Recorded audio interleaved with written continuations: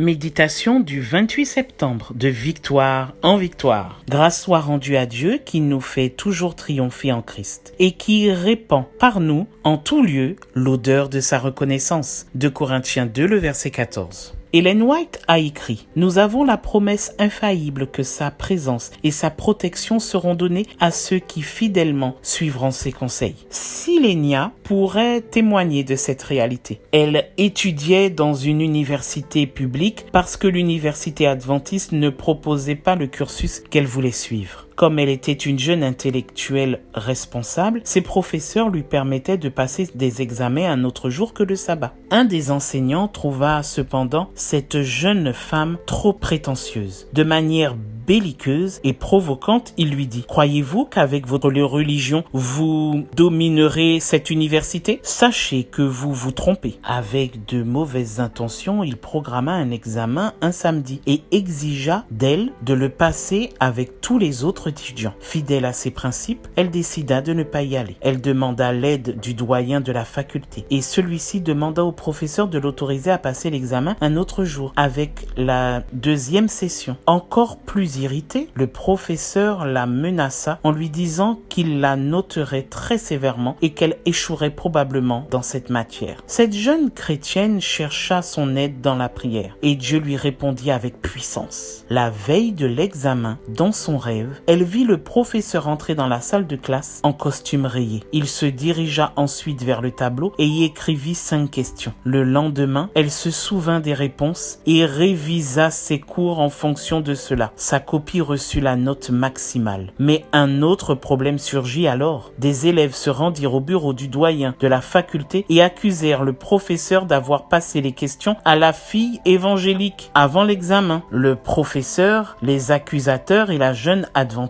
se réunirent dans le bureau du doyen. L'enseignant se défendit en affirmant ne jamais avoir écrit les questions et qu'il en avait décidé au moment où il s'était levé pour les écrire au tableau et qu'il était impossible que la jeune fille ait su les questions à l'avance. Alors Silenia leur raconta le rêve qu'elle avait eu. Tous furent étonnés. Dès lors, tout fut différent pour elle jusqu'à ce qu'elle finisse son cursus. Dieu désire aussi se manifester dans ta vie et t'accorder la victoire. Voudrais-tu qu'il en soit ainsi? Cherche sa direction dans la prière. Que Dieu te bénisse. Je te souhaite une excellente journée et je te dis à demain si Dieu veut.